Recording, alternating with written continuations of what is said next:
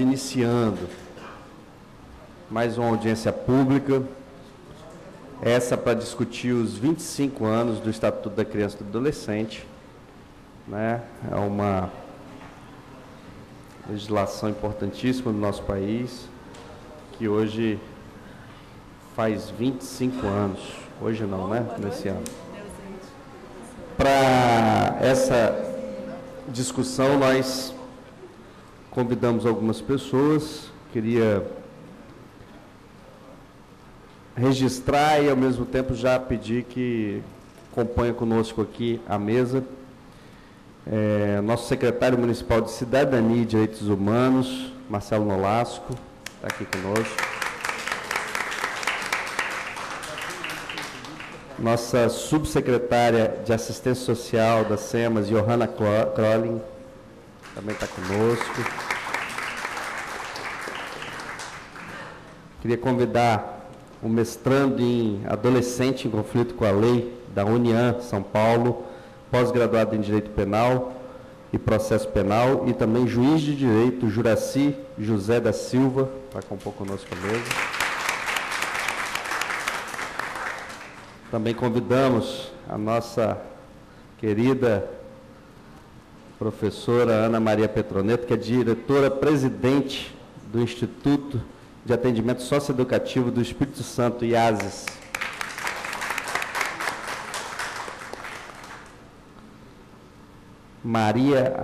Representando a SEMI, também faz parte do Conselho Municipal da Criança e do Adolescente, Maria Amélia Barcelos Fraga, também para compor conosco aqui a mesa. E, por fim, a nossa professora doutora da PUC de São Paulo, professora do mestrado da Adolescente em Conflito com a Lei da União, pesquisadora do Núcleo de Estudos da Criança e do Adolescente, Isa Maria Guará.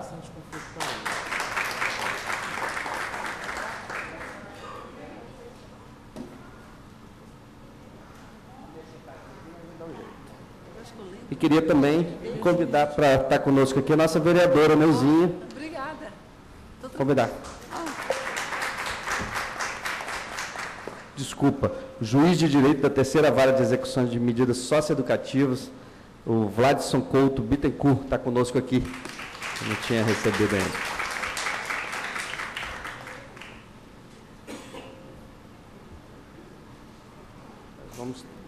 Nós vamos nos ajeitando aqui, que a Câmara é um pouquinho... Queria registrar também a gerente da Unidade de Internação Socioeducativa da UNES, Alcides Felício da Silva, também a nossa subgerente da Unidade de Integração Socioeducativa, UNES, Isabela Gomes Dias, presente conosco.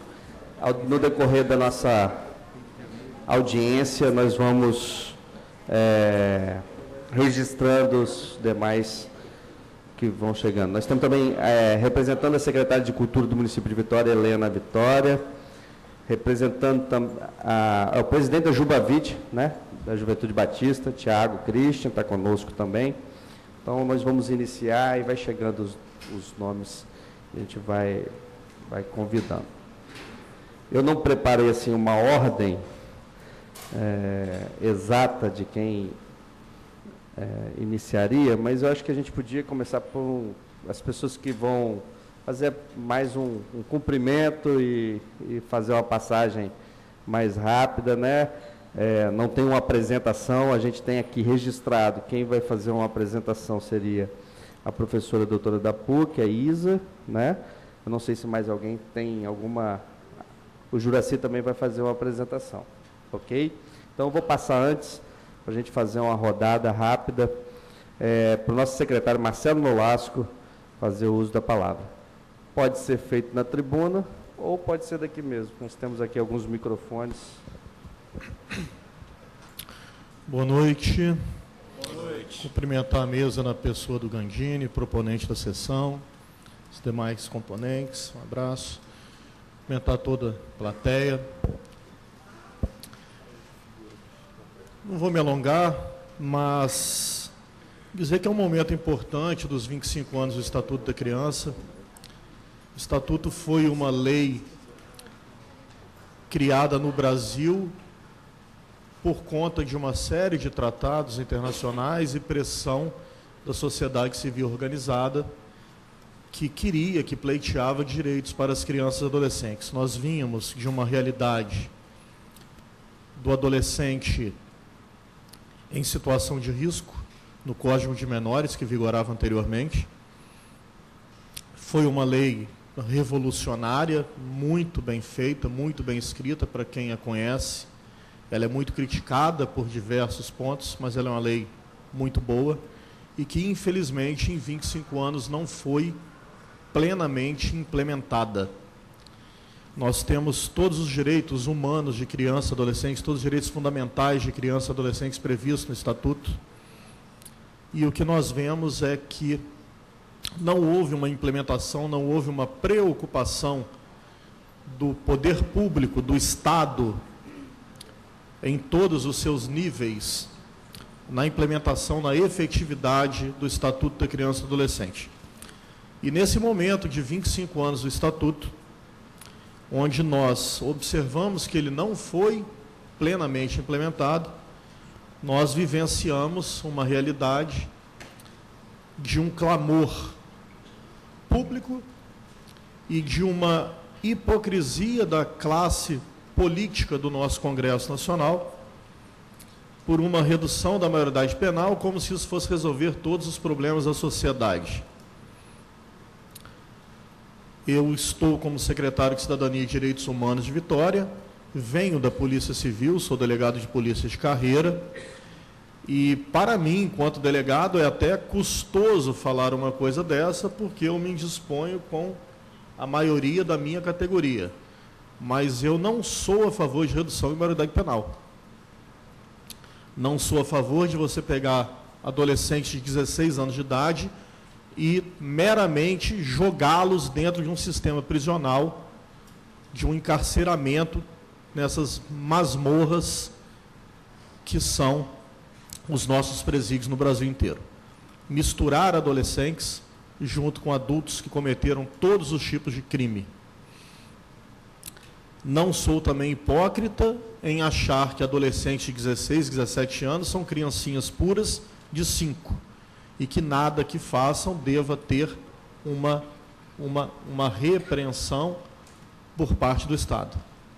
Sou a favor de um meio termo, sou a favor de se pensar uma revisão sim no Código, onde tenhamos uma forma de que esses adolescentes respondam para ter um freio nessa criminalidade, que se chama de ato infracional, mas é uma criminalidade que acontece por parte de adolescentes, até mesmo pela sensação de impunidade que há, mas não colocando eles num sistema prisional, que sejam colocados no sistema socioeducativo, funcionando como ele deve funcionar, como prevê o Estatuto, e que de alguns anos para cá, por Ana Petroneto, a gente vê funcionando no Estado. Eu vivenciei uma outra realidade socioeducativa aqui no Estado, que eu sou delegado desde 99. Hoje a coisa aqui melhorou muito, no sistema prisional também, temos que reconhecer. Mas é apenas um lamento, um desabafo, porque o que nós estamos vendo já está sacramentado, né? O que a gente está vendo já está acontecendo. Então, fechando, parabenizar o vereador Gandini pela iniciativa. O vereador Davi Ismael já fez uma sessão solene outro dia com esse mesmo tema, e eu acho que quanto mais discutirmos é melhor. Esse tema demanda sim discussão. Eu venho há muitos anos na minha vida militando com crianças e adolescentes. Eu, por 4 anos, fui voluntário, enquanto advogado ainda era, na Vara da Infância de Vila Velha. Eu acompanhava adolescentes que estavam cumprindo medida socioeducativa de liberdade assistida. E depois, enquanto delegado, por 4 anos, fui delegado de proteção à criança e adolescente. E vindo para a prefeitura, nós temos na estrutura da secretaria uma gerência de Juventude, onde a gente trabalha também todas as nossas ações voltadas para adolescentes, tentando disputar, Gandini, tentando disputar com o tráfico, para que esses meninos tenham uma outra oportunidade de vida. Temos aqui o Camali, que a gente está sempre parceiro nessas ações. E, no mais, muito obrigado a presença de todo mundo. Obrigado. Registrar a presença do Camali, que é o nosso diretor lá do Centro de Referência da Juventude, e presidente também do Conselho Municipal de Juventude da cidade de Vitória. Passo a palavra a Johanna. Boa noite. Boa noite a todos. Cumprimento aqui o vereador Fabrício Gandini, cumprimentando toda a mesa, os seus integrantes. Uma boa noite a todos. Bom, a gente, na Secretaria de Assistência Social de Vitória, nós temos um privilégio de ter após, né, a UECA, ao Estatuto da Criança e do Adolescente, nós termos assim, progredido muito com o SUAS, né? O SUAS, ele vem trazendo, dentro da sua plenitude, toda uma carga voltada para a criança, os direitos das crianças e dos adolescentes. Vitória hoje tanto prosperou que até mesmo antes da política de assistência social ter sido de fato estabelecida no município ou no país, nós já estávamos trabalhando com serviços de convivência para crianças e adolescentes, né, através dos CAJUs, todos conhecem. Lá, na verdade, a gente trabalha todo um avanço na questão dos direitos das crianças, do envolvimento do que traz o Estatuto da Criança e Adolescente, no sentido de trazer a convivência familiar e comunitária para as crianças e os adolescentes, o olhar da proteção básica, no sentido de trabalhar a prevenção, no que é o amanhã, que são as nossas crianças, e que há 10 anos isso foi muito bem institucionalizado no país, no município, e vem progressivamente contribuindo para que todos esses direitos sejam garantidos. É claro que muitos avanços ainda precisam ser estabelecidos, nós temos muitos desafios, constantemente as políticas precisam ser discutidas, precisam ser restabelecidas, precisa de todo um avanço, como diz o secretário de Cidadania, o Marcelo. Nós não podemos ser hipócritas, pensarmos que o Estatuto ele se concretizou de uma forma plena. Existem ainda muitas lacunas, muitos desafios. A assistência dentro do município, nós trabalhamos isso com muito carinho. A criança e o adolescente hoje, o jovem, ele tem toda a atenção, né, da nossa política de assistência dentro do município. Através do ProJovem, os CRAS vêm desenvolvendo essa ação junto à família e à comunidade, até mesmo aqueles adolescentes que tiveram algum tipo de violação de direitos, através dos CREAS, enfim, toda uma rede muito bem preparada e organizada para acolher e fazer valer o Estatuto da Criança e do Adolescente. Mas, repito, muita coisa ainda nós temos que fazer. Precisamos fazer melhor a cada dia. Enfim, deixo aqui o meu recado, dizendo que a equipe do município de Vitória, que hoje trata da assistência, trata tudo com muito carinho, com muito zelo, fazendo valer, sim, a lei, para que nós possamos avançar a cada dia mais. Boa noite a todos. Obrigado, Johanna. Vou passar a palavra a Maria Amélia Barcelos Fraga, que faz parte do Conselho Municipal da Criança e do Adolescente. Bom, boa noite, né, a todos. Também agradeço o convite, né, para representar aqui a Secretaria de Educação e a nossa secretária, Adriana Esperandio. E a reflexão que a gente traz é um pouco nos avanços que nós tivemos, né, relacionado a crianças e adolescentes, né, matriculados nas nossas unidades de ensino. Com relação a esses avanços, e que estão previstos, inclusive, né, no Estatuto da Criança e Adolescente, a gente pode acenar, né, o aumento do número de matrículas, né, a permanência dessas crianças e desses adolescentes nas unidades de ensino, quer dizer, houve uma queda, né, na evasão escolar, que durante um tempo isso era um problema, né, com relação às escolas, né, a referência também, né, do nosso município na educação infantil, né, na questão da modalidade da educação especial, quer dizer, tudo isso é previsto, né, no Estatuto como uma garantia de direito. Outra questão, né, trabalhada de forma mais recente também na Secretaria, é a questão da retomada da criação dos grêmios, né? Os grêmios escolares, eles são fundamentais para que a gente possa vir a superar essas dificuldades que a gente vem enfrentando aí com os nossos jovens. Por outro lado, com relação à redução da maioridade penal, eu acho que seria um pouco contraditório, né, se nós, enquanto educadores, né, trabalhássemos favorável a esse tipo de medida, né? Por quê? Porque como alguém, né, que é educador, que trabalha, né, como princípio da educação, a autonomia, né, a educação, o princípio da liberdade, como que nós iríamos defender, né, esse tipo de medida se nós mesmos, nesse sentido, iríamos decretar a falência, né, das nossas próprias políticas, né? Então, é importante que a gente arregace as mangas, né, e mantenha a nossa luta para que a gente possa vir a superar, né, essa situação que muitos dos nossos jovens, né, são aliciados para situações extremamente difíceis, né, mas que a gente não desista.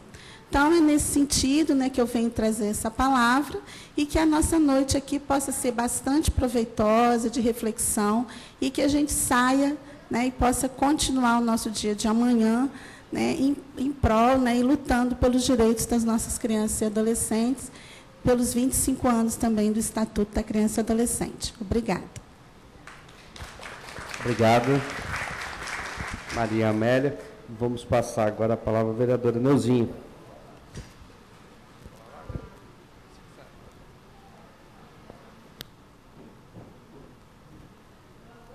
Boa noite.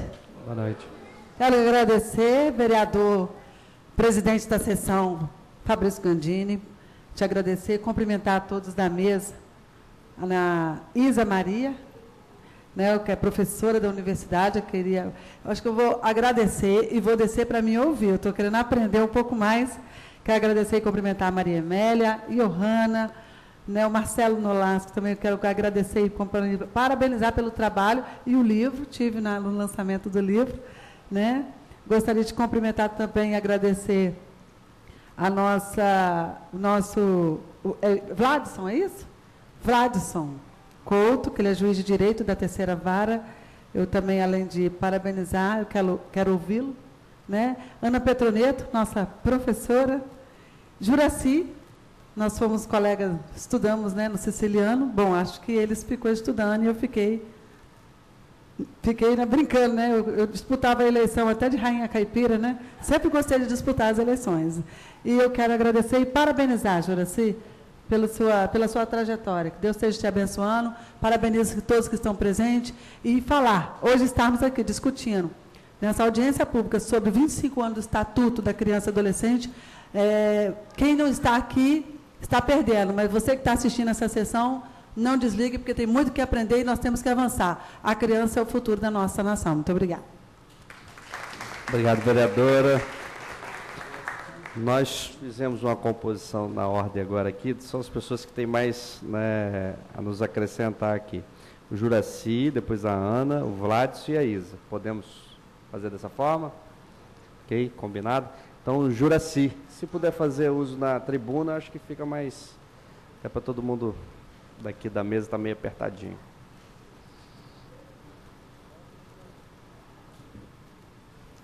Quero saudar a todos nessa noite.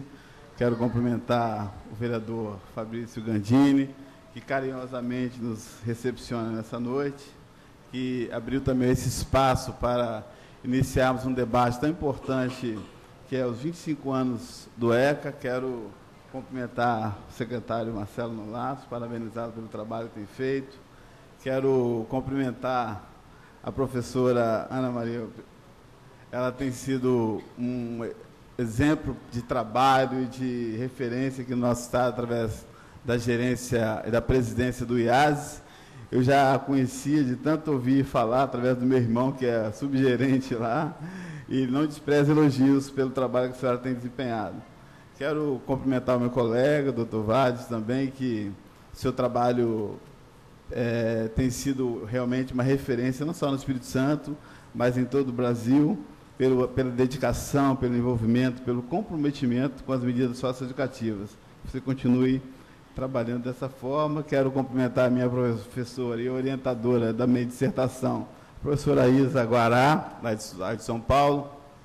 Tem sido realmente uma honra muito grande estar sendo orientado pela senhora, e tenho aprendido muito, não só no que diz respeito à academia, mas também à questão de vida. E os demais presentes, a vereadora Neuzinha, muito bom revê-la novamente. Eu gostaria de fazer algumas considerações nos que diz respeito à efetividade do Estatuto nesses 25 anos. Talvez seria algo assim que soaria um pouco ruim, falar que nós temos que comemorar esses 25 anos, porque hoje, como foi dito aqui na mesa, estamos falando sobre redução da maioridade penal. Mas qual é a razão, qual é o sentido dessa redução? Eu percebo que, pelo discurso que tem se estabelecido na sociedade, é no sentido de que o Estatuto não deu uma resposta para a sociedade no que diz respeito a políticas públicas em relação à infância. Mas eu vejo que o contrário seria mais correto. Na verdade, a sociedade, a família e o Estado é que não responderam à expectativa do Estatuto do Adolescente.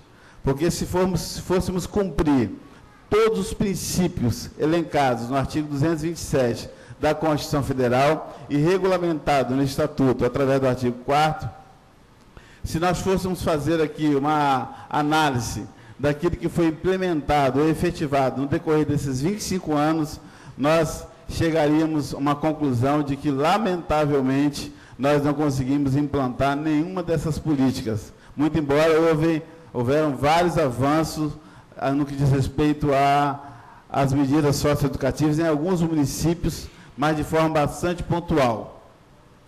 Mas se olharmos para o que diz o artigo 227, que é dever da família, da sociedade e do Estado assegurar a prioridade absoluta, né? Assegurar a vida, a saúde, a liberdade, o lazer, a profissão, a cultura. Se olharmos para esses princípios da prioridade absoluta, o que é uma prioridade absoluta? E outros princípios mais, como a proteção integral, princípio da afetividade, princípio da solidariedade familiar, são princípios que norteiam a política que deveria ser aplicada a adolescente, a criança e adolescente. Mas, lamentavelmente, essa falta de entendimento, de compreensão desses princípios, tem nos levado a discutir uma redução da maioridade penal. Se nós realmente dessemos prioridade no sentido orçamentário, no sentido de permitir condições, dar condições às famílias brasileiras de cuidar dos seus filhos, se nós realmente tivéssemos uma preocupação numa política de proteção à criança e adolescente, se entendêssemos eles como sujeitos de direitos, como diz o Estatuto, como diz também a Constituição Federal, se compreendêssemos que são pessoas em desenvolvimento, certamente não estaríamos falando hoje, discutindo sobre a redução da maioridade penal.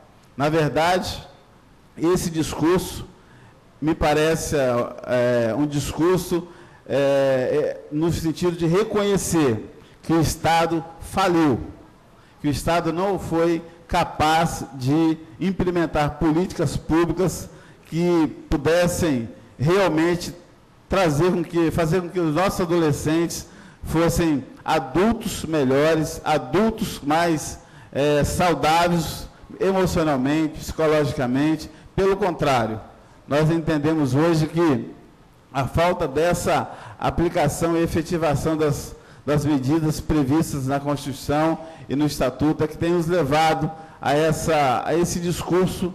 Me parece um discurso bastante precário, falta base científica, porque os nossos adolescentes, se formos avaliarmos através de pesquisas, os atos infracionais praticados por eles são ínfimos em relação aos adultos, mas hoje há toda uma mobilização da mídia, no sentido de que hoje o nosso inimigo maior é o adolescente, né? Nós não o reconhecemos como seres em desenvolvimento, não se trata, né? Às vezes falamos assim, mas o discurso é que eles sabem o que fazem, que eles deveriam ser imputados, que eles deveriam ser responsabilizados, e em nenhum momento o Estatuto diz que não, pelo contrário. Quando um adolescente ele é internado por uma medida socioeducativa, ele está sendo responsabilizado. Nós devemos considerar que uma internação, uma privação de liberdade é uma punição. Talvez, quando nós recomendamos a uma liberdade assistida, a uma prestação de serviço à comunidade, isso é privar de liberdade. Então, nós temos uma responsabilização, uma punição no Estatuto. E também temos um olhar para as medidas socioeducativas. E é isso que é mal compreendido pela sociedade. Quando o adolescente ele pratica um ato infracional, ele tem consciência. O seu elemento intelectual e volitivo, ele está preservado. A questão não é essa. A questão é que ele é um sujeito em desenvolvimento. Nós que temos filhos, adolescentes, nós compreendemos que eles vivem um momento conflituoso. Então, nós temos que respeitar isso. Por isso que o Estatuto ele veio, como o professor, doutor Marcelo muito bem salientou aqui, nós temos que retirar da memória do Brasil o Código de Menor ou a situação irregular, que me faz lembrar a famigerada FEBEM, em que não importava se o adolescente ele praticava ato infracional ou se ele estava habitualmente na rua, se colocavam tudo num pacote só e internava na FEBEM, sem qualquer estrutura, sem qualquer política pública. Então, é esse retrocesso que nos preocupa. Nós acreditamos no Estatuto, nós acreditamos que nós devemos lutar pelo Estatuto, nós acreditamos que ao momento em que o Parlamento Federal, Estadual, Municipal, quando realmente eles olharem como prioridade a criança e o adolescente, no momento em que estiverem voltando os seus orçamentos, no momento em que estiver apresentando leis, eu sempre falo que se for construir uma ponte ou um estádio, mas em relação, nós tivemos uma ausência de uma creche, de uma escola, além disso nós temos que construir a escola ou a creche. Então, temos esse olhar, na verdade, um olhar de um adolescente, de uma criança, como algo que vai ser o nosso futuro. Então, me parece que a discussão da redução da maioridade, nós temos que lutar para que isso não aconteça, porque nós vamos, inclusive tem alguns reflexos que não estão sendo avaliados, né? Reduzir a maioridade penal significa que eles também podem dirigir, que eles também possam viajar sozinhos, e outras demandas que eles podem fazer, porque vai reduzir se ele pode responder penalmente por um crime, então ele também pode viajar com 16 anos, ele pode trabalhar com 16 anos, ele pode dirigir com 16 anos. E como é que fica esses reflexos? Então, tudo isso não se leva em conta, não se discute, apenas que eles devem ser punidos. Só o caráter punitivo. E a gente sabe, principalmente nós que somos da área judiciária, nós temos a consciência que prisão ou encarceramento não resolve.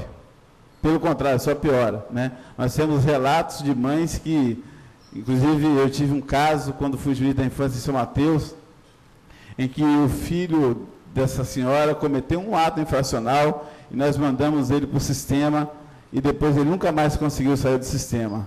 Então, será que é isso que nós temos que debater, ou nós temos que fazer uma introspecção, olhar para o Estatuto e pensarmos, será que nós temos condições de lutar para que esse diploma legal realmente chegue um dia que nós possamos orgulhar de termos uma política, temos uma lei em que nós realmente cuidamos dos nossos filhos, cuidamos das nossas crianças nessa sociedade?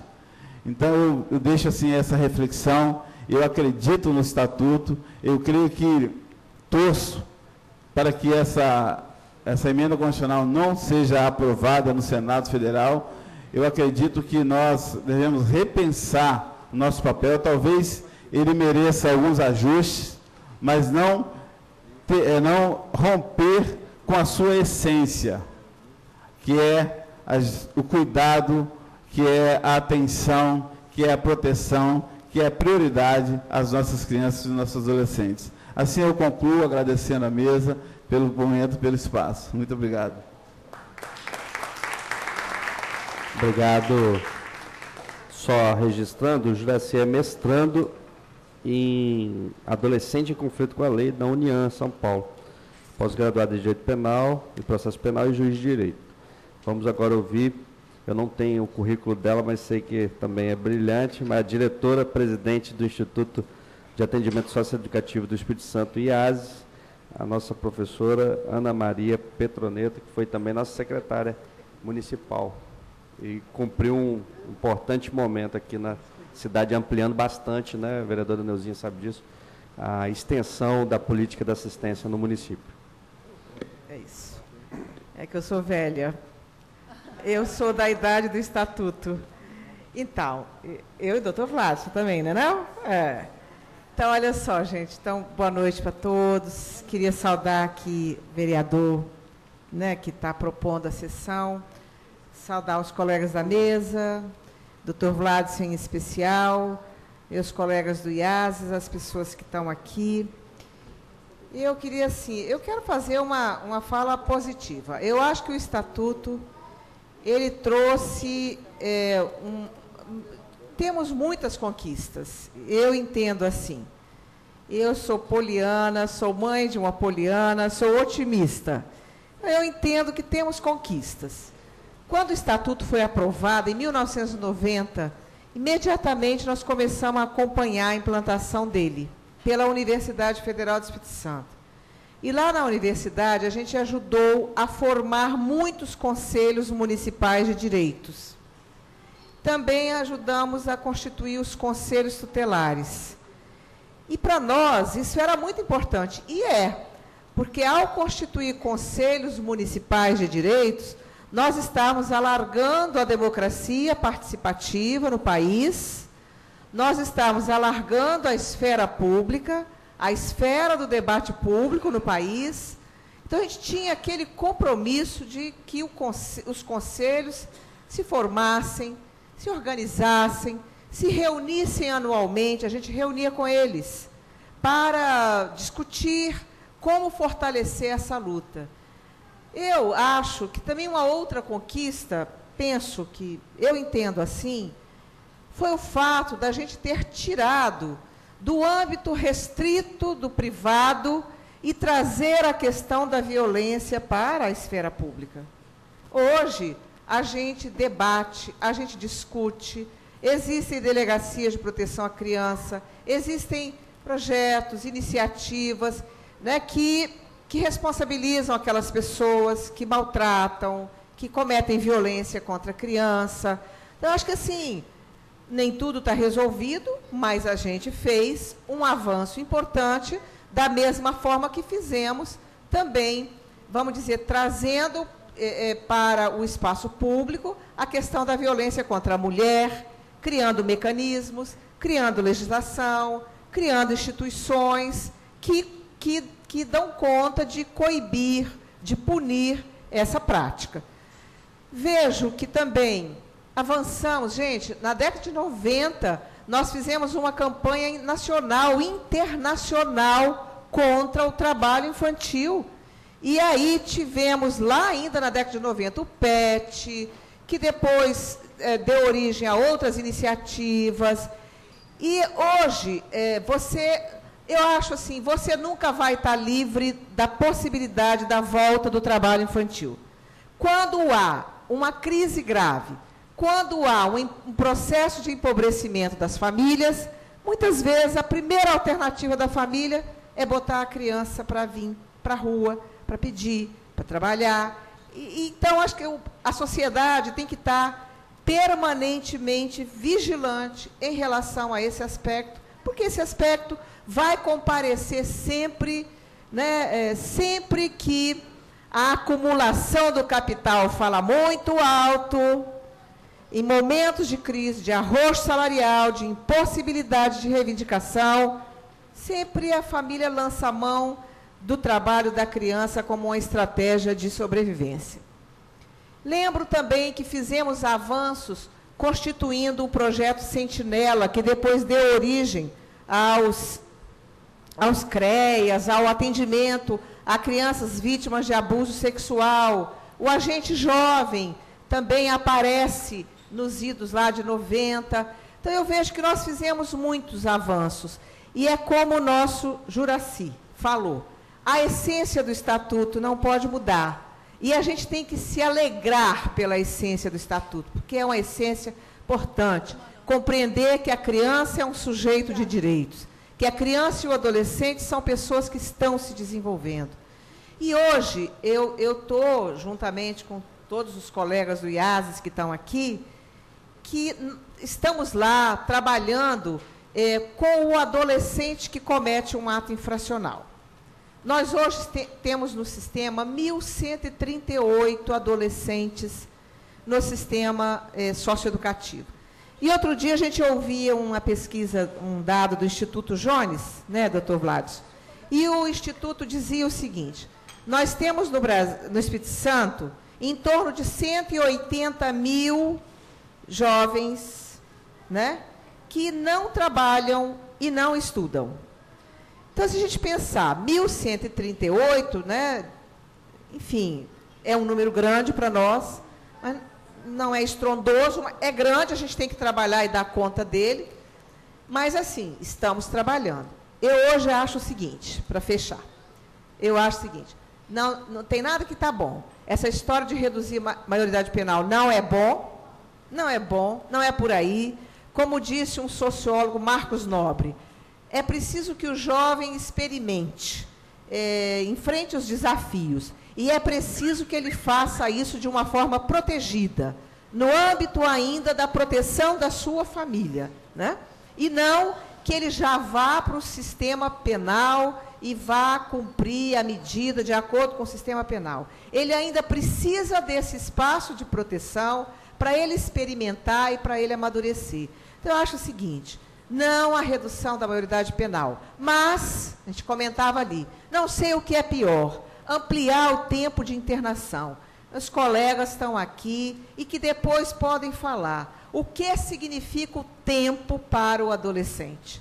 O que, com um ano de um processo socioeducativo bem feito, o adolescente pode mudar, pode voltar para o seu meio. E se ele é bem acompanhado pela sua família, pela escola, né? Se ele é plenamente integrado na rede de serviços públicos, e se ele tem acesso às políticas públicas, ele tem uma perspectiva muito... É possível que ele, né, saia do crime, não cometa ato infracional mais e conquiste um novo lugar na sociedade.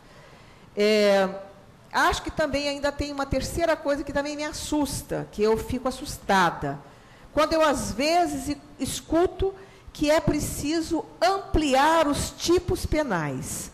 Isso também me assusta muito, porque eu falei, nossa, já não basta o braço penal do Estado, que é tão grande, ele ainda quer lançar o seu braço penal em outras condutas?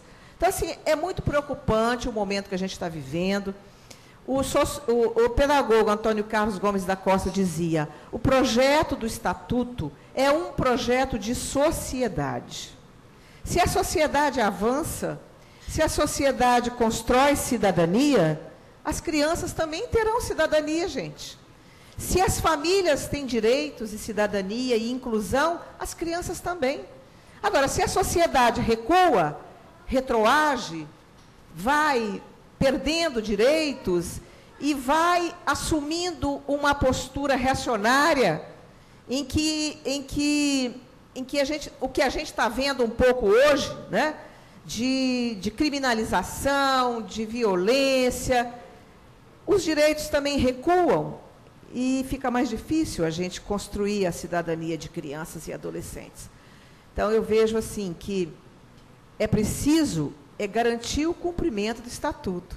É preciso que a gente tenha unidades socioeducativas no tamanho necessário, que o adolescente possa ficar lá no tempo necessário, que esse adolescente... Uma coisa que mais nos encantou no Estatuto foi as medidas socioeducativas, porque elas valorizam a medida no meio aberto, a liberdade assistida, a prestação de serviços à comunidade, e valorizam menos, e criam, e diz o seguinte, que medidas em meio fechado, que privam o adolescente da liberdade, é só em condições excepcionais, por um período breve, excepcionalidade, brevidade, e considerar que o adolescente é um ser em desenvolvimento. Por isso, ele precisa da proteção da sociedade. Por isso, ele precisa experimentar, vivenciar situações ainda sob a proteção da família, da sociedade, né? Então, assim, a possibilidade das medidas socioeducativas em meio aberto também nos encantou muito. E os municípios fizeram muitos avanços. Quase todos os municípios têm seus programas de liberdade assistida. Então, assim, acho que temos muito que fazer. Não podemos abrir mão da concepção do Estatuto, mas temos também ainda que caminhar bastante. Mas estamos caminhando. É isso. Obrigada, professora. Vou registrar a presença do vereador Davi. Está aqui, trouxe inclusive as crianças. Jurandir José da Silva Filho, que é subgerente administrativo do IASE. Também registrar a presença. Convidar o juiz de direito da 3ª Vara de Execução de Medidas Socioeducativas, Dr. Vladson Couto Bittencourt.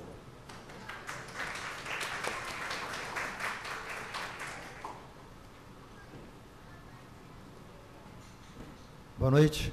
Boa noite. Boa noite, senhor vereador Gandini. Uma honra ter sido convidado por Vossa Excelência para estar aqui hoje. E quero cumprimentar toda a mesa em nome do senhor.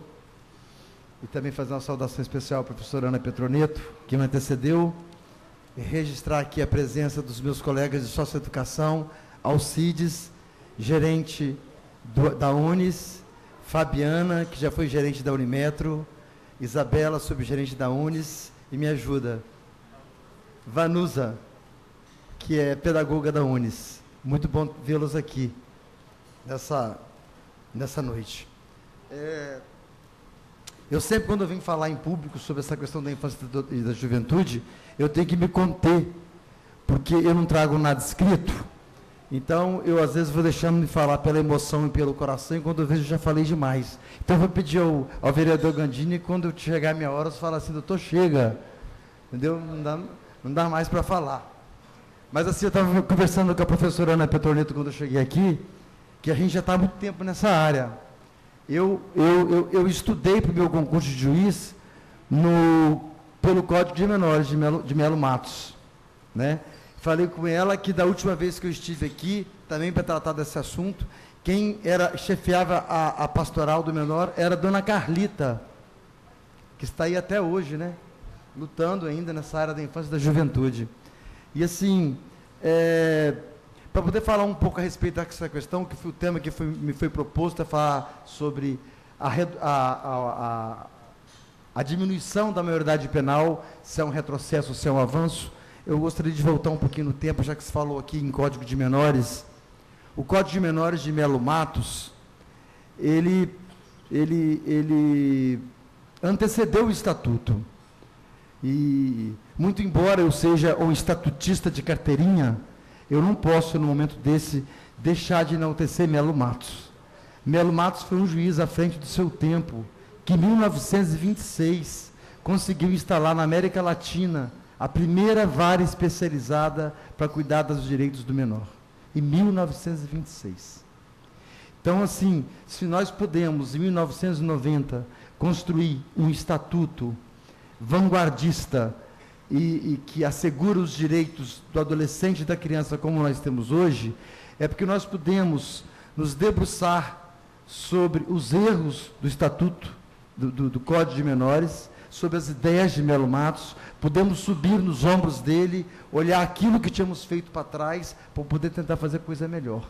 Mas não podemos deixar de dizer que foi uma pessoa de vanguarda e que foi um pioneiro na época em que ninguém na América Latina possuía uma vara especializada dedicada para tratar dos menores de 18 anos. E quando se fala em redução, eu acho que vem sempre à cabeça a questão da responsabilidade. E só para se ter uma ideia, o Código de Menores, ele responsabilizava a partir dos 14 anos. O Estatuto não. Ele traz responsabilidade a partir dos 12. E ainda muitos de nós achamos que o Estatuto não cuida de responsabilização. Mas, assim, para a gente poder entender essa questão da redução, nós precisamos saber o que nós queremos. Nós queremos responsabilização ou queremos vingança?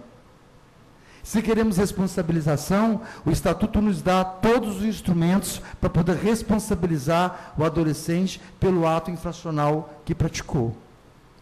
Quem acha que o adolescente que pratica ato infracional não é responsabilizado, é porque nunca entrou na unidade de internação, nunca entrou numa casa de semi-liberdade, nunca foi a um CREAS para poder acompanhar os adolescentes que cumprem medida socioeducativa de prestação de serviço à comunidade de liberdade assistida. Não tem noção do quanto o Estado interfere na vida do adolescente que pratica ato infracional, mesmo a medida sendo de meio aberto. Porque mesmo sendo a medida em meio aberto, uma PSC ou uma LA, há uma intervenção do Estado na vida do sujeito, há uma intervenção do Estado na vida do cidadão, quando limita o direito dele de ir e vir, quando obriga determinadas atitudes, quando proíbe ir a determinados lugares. É uma intervenção pesada do Estado na vida do sujeito, que não é fácil de cumprir. Quem trabalha na prefeitura, quem trabalha nos CREAS, quem está executando as medidas de meio aberto, quem trabalha nas escolas e que acompanha o adolescente que está na escola e que é cumpridor de liberdade assistida, só essas pessoas sabem o quanto é difícil e o quanto que são responsabilizados efetivamente os adolescentes. Agora, a responsabilização, ela é de acordo com a gravidade do ato infracional. Quanto mais grave o ato infracional praticado, mais grave será a medida socioeducativa que ele receberá. E quanto mais brando o ato, mais branda a medida. Mas que a responsabilização existe. Agora, quando eu vejo o nosso Congresso Nacional empenhado com falas tão efusivas na defesa da redução da maioridade penal, me entristece um pouco. Porque eu queria ver esses mesmos deputados que lá se encontram defendendo a redução, que eles estivessem lá defendendo a execução do Estatuto da Criança e do Adolescente, a implementação de suas políticas aí existentes. Eu vejo deputados de forma efusiva, falando com garra, com vontade, falando do menino de 16 anos que praticou o homicídio ou que praticou o assalto, mas ninguém fala em defender as políticas que aí se encontram, em implementar as políticas que aí se encontram. Eu tenho certeza que quem fala da redução, porque pensa como vingança, até esses que pensam como vingança, não conhecem unidade de internação em qualquer lugar do Brasil. Hoje em dia, a internação é prisão. Não há como você cumprir a medida socioeducativa de internação, que é uma medida que, por sua natureza, é uma medida privativa de liberdade. Não há como privar de liberdade se não for atrás de grades. Não existe essa privação de liberdade no Brasil. Toda ela se faz atrás das grades, ou atrás de muros. É medida excepcional? É, mas quando é cumprida, ela é cumprida com privação de liberdade. E por melhor que seja a unidade, O adolescente que lá se encontra está privado de liberdade. Eu frequento as unidades regularmente, porque gosto, mas por dever legal. Eu tenho que fiscalizar as unidades por imposição do CNJ. Mas já eu fazia isso antes. E você sempre vai encontrar dentro das unidades adolescentes insatisfeitos com alguma coisa de dentro da unidade. Ou reclamam da escola, ou reclamam do agente, ou reclamam do curso, ou reclamam daqui. Eles reclamam de um monte de coisa. Mas se a gente der tudo o que eles pedem, não estará bom. Se eu der para eles parede revestida em prata e chão revestido em ouro, e disser que é um estabelecimento que priva de liberdade, eles vão continuar reclamando.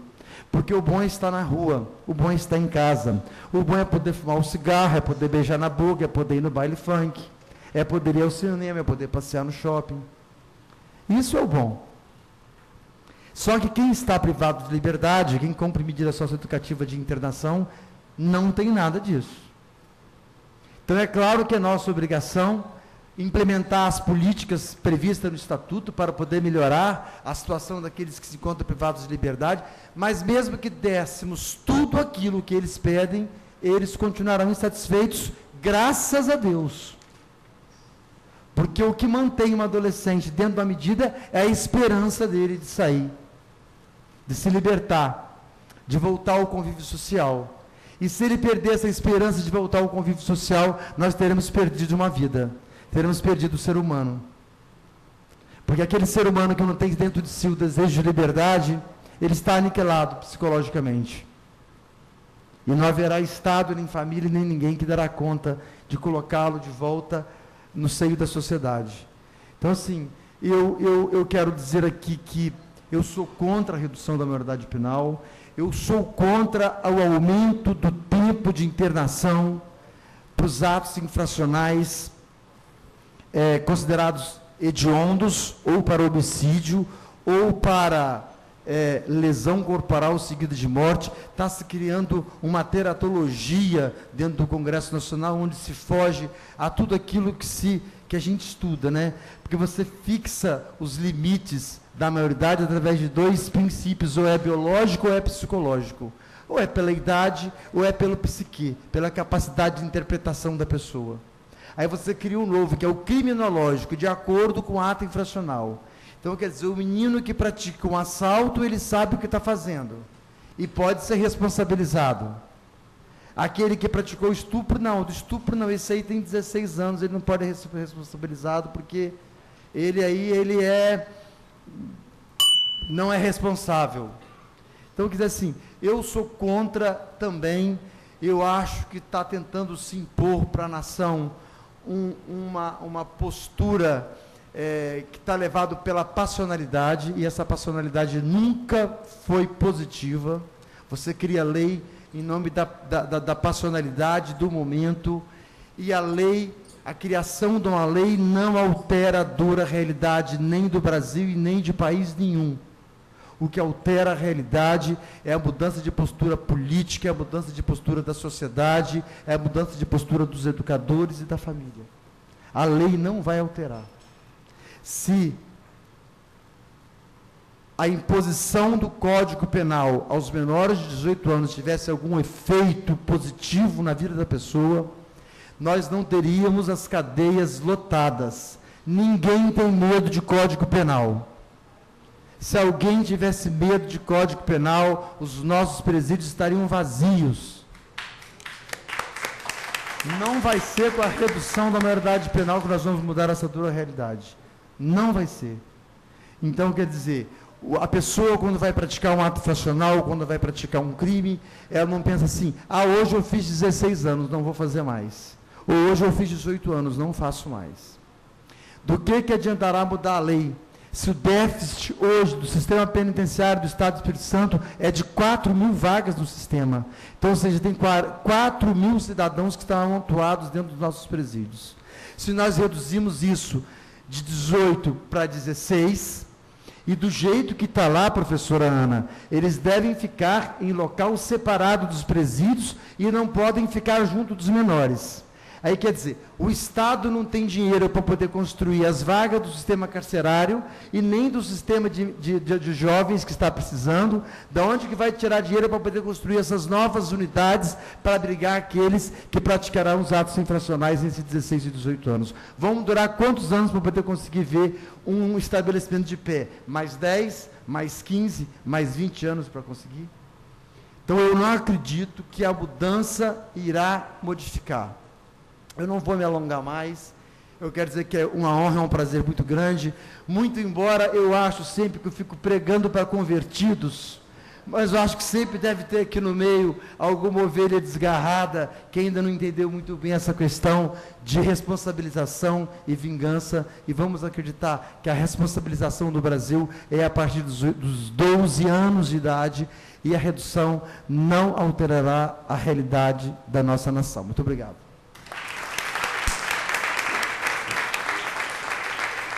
Obrigado, Dr. Vladson. Agora nós vamos ouvir a professora doutora pela PUC de São Paulo, professora do mestrado do Adolescente em Conflito com a Lei, UNIAM, pesquisadora do Núcleo de Estudo da Criança e do Adolescente, professora Isa Guará. Eu aprendi aqui que é Isa Guará.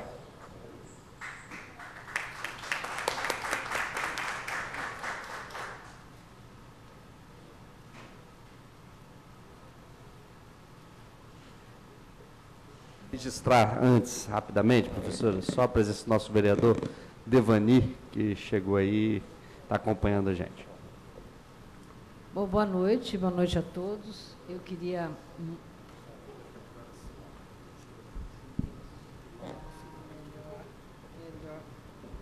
Gente, baixinho, né?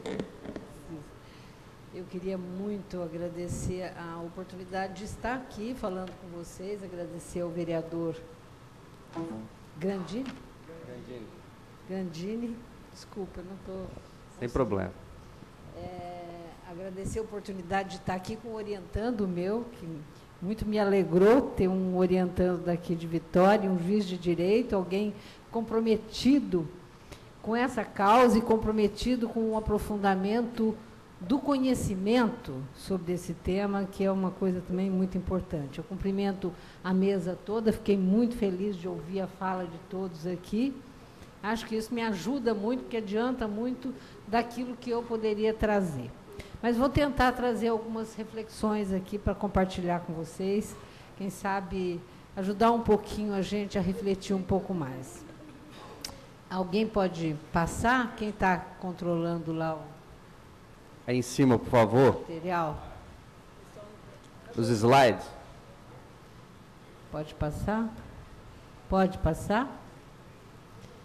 Então, veja, também eu me preparei para começar falando para vocês. Nós estamos... Agenda do momento na comemoração dos 20 anos do Estatuto da Criança e do Adolescente é essa. E os que me antecederam já falaram. É o movimento pela redução da maioridade penal, que reflete uma coisa que é real. A sociedade se sente insegura. Há um sentimento de insegurança. E esse sentimento de insegurança leva a uma reação, como o juiz Vladson falou, de vingança, né? Uma reação que fantasia a punição como solução isolada do problema. Essa é a reação que a gente está vendo hoje. Revela também um desconhecimento, e é isso que eu queria trazer aqui, um desconhecimento, uma deslegitimação da medida socioeducativa como alternativa válida. Para mim, esse é o fulcro da questão. Eu sou uma pesquisadora que estudo esse tema, o tema da intervenção socioeducativa, e me parece que esse é um tema que a gente tem que retomar agora. É válido? A medida alternativa é possível? O que é possível com a medida alternativa, com a medida socioeducativa? Pode passar? Bom, que vida é possível a gente projetar para esses adolescentes? Essa eu acho que é a grande pergunta. Que vida nós podemos projetar? O juiz Vladson, a professora Ana Maria já falaram bastante disso aqui. Na verdade, eu acho que a gente vê esses jovens e olha para eles com o estigma da profecia autorrealizável. Isto é, ele já não deu certo, ele já infracionou e continuará fazendo isso. nós olhamos para eles como alguém irrecuperável, como alguém que a gente já quer jogar na prisão, onde a gente já sabe que ele vai continuar, provavelmente, na vida do crime. Então, vira uma estigma da profecia autorrealizável. A outra questão, para a gente pensar na vida dos adolescentes, é que a gente olha com uma impossibilidade de realizar a cidadania desse adolescente, mesmo com as promessas de garantia de direitos que a lei já assegura, que é um pouco o que o juiz Vladson falou brilhantemente aqui. Quer dizer, a gente já tem todas as garantias que a lei assegura, Juraci apontou isso também, e, no entanto, a gente desacredita da possibilidade desse asseguramento que o direito oferece. Então, as expectativas inicialmente presentes na defesa do caráter socioeducativo da medida estão morrendo. Quer dizer, a medida socioeducativa tem em si mesma uma perspectiva educativa. O que está prevalecendo é o caráter punitivo, que também está incluído na medida. É uma medida de caráter híbrido, tanto punitiva como educativa. E esse caráter punitivo é o que está prevalecendo hoje. Pode passar? Então, quem tem o adolescente sob sua responsabilidade tem uma dupla tarefa. A tarefa de propor para ele a realização de um plano individual de atendimento, que está previsto em lei. Esse plano tem um conteúdo educativo com ênfase no seu desenvolvimento pessoal e social. Isso significa apostar no que, teoricamente, a gente chama de uma responsabilidade prospectiva, isto é, pelo futuro, pelo que ele vai fazer no futuro. Por outro lado, essa mesma medida, essa tarefa que é pedida ao orientador social é de que ele leve o adolescente a cumprir as exigências legais de natureza mandatória com conteúdo sancionatório que a lei prevê, que é o caráter punitivo da medida. Isso leva a um outro tipo de responsabilidade, que é a responsabilidade retrospectiva, pelo que ele já fez, pelo passado, portanto. Então, são dois tipos de responsabilidade que nós estamos tratando aqui. Pode passar? Pode passar? Bom, retomemos a partir dos objetivos da medida socioeducativa que se aplica ao adolescente e que está no SINASE, na nova lei, na Lei 12.594. Diz o seguinte, essa lei: primeiro, a responsabilização do adolescente com incentivo à reparação do dano quando possível, está escrito lá na lei. A perspectiva da responsabilização, aspecto sobre o qual os que me antecederam falaram aqui. Quer dizer, o adolescente é responsabilizado. Segundo o objetivo, se espera que haja uma integração social do adolescente que se garanta para ele todos os direitos individuais, sociais, por meio do cumprimento de um plano individual de atendimento. Isto é, ele tem que fazer um plano individual para ele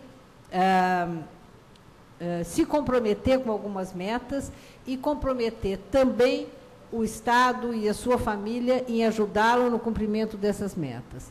E o último objetivo fala da desaprovação da conduta infracional.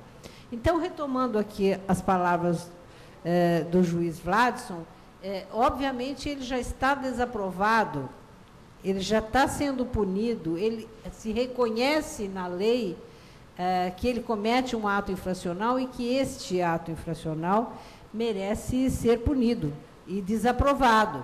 Isso está claro nos objetivos da medida. Pode mudar?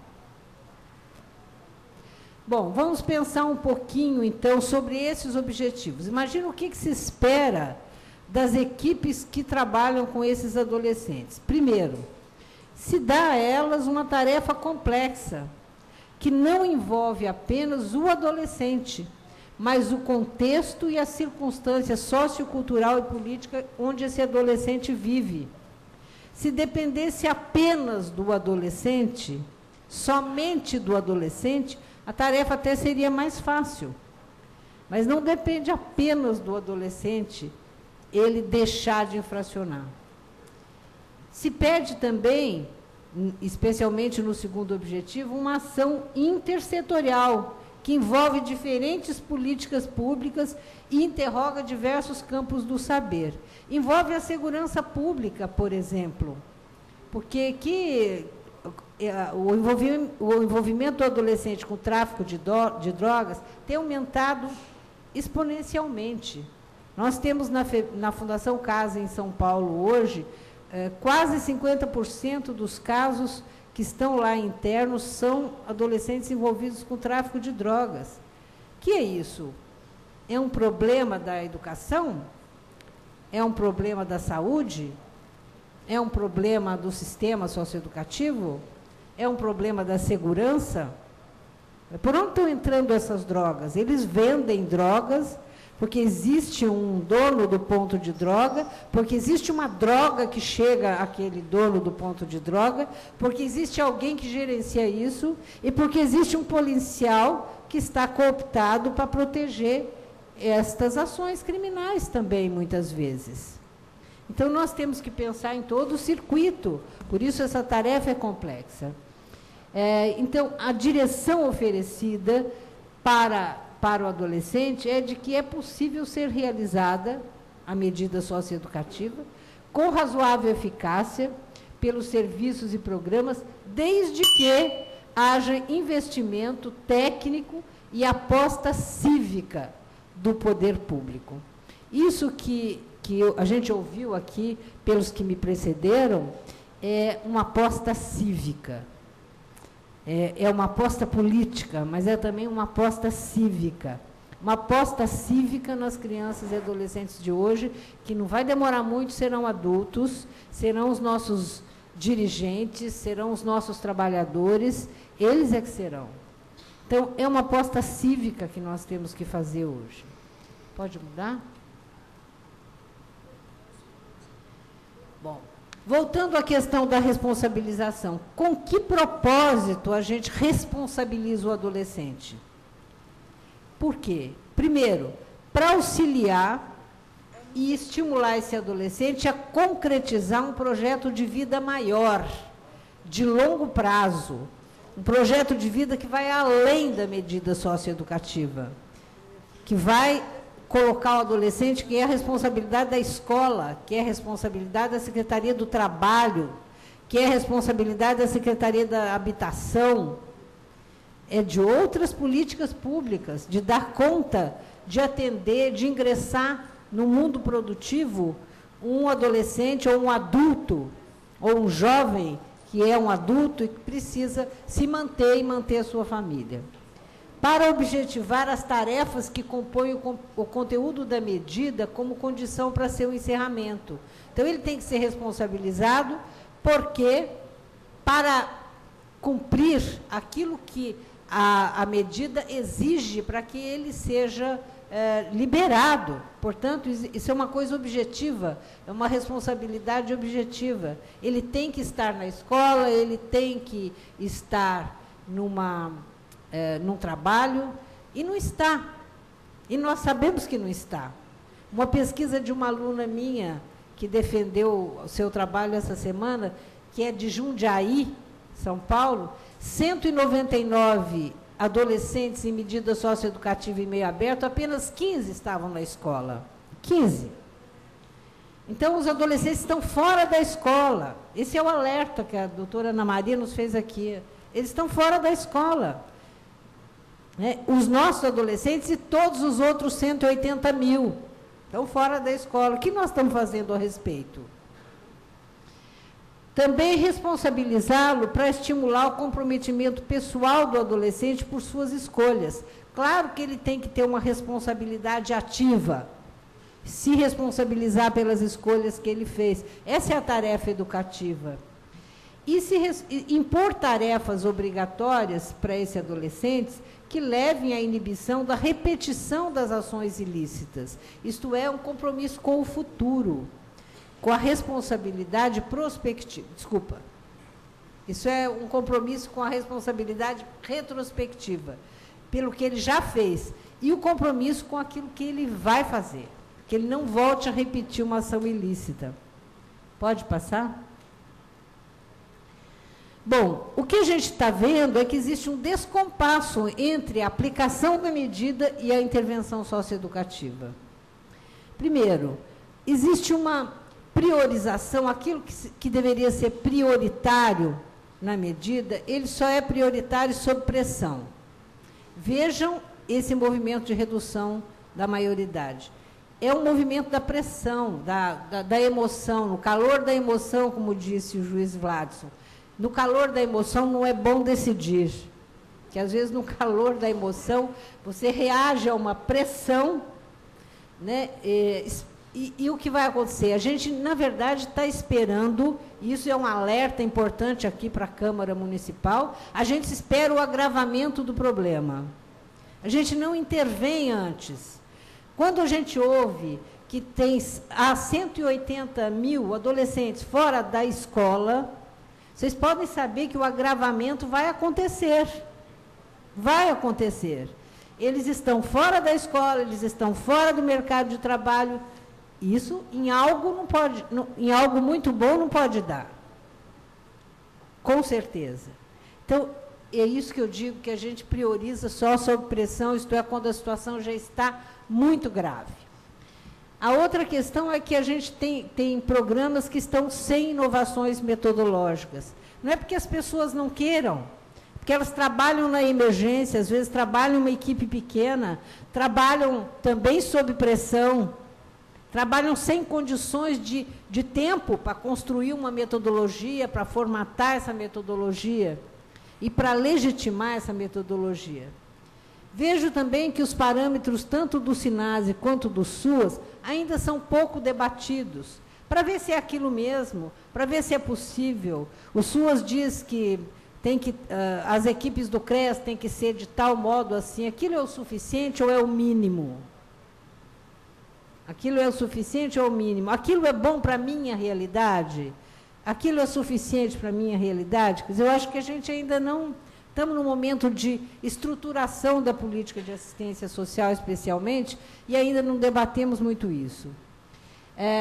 A outra questão é que existe uma relação frágil e, às vezes, tensa entre os órgãos do sistema de garantia de direitos, judiciário e executivo, com expectativas e condutas, muitas vezes, divergentes.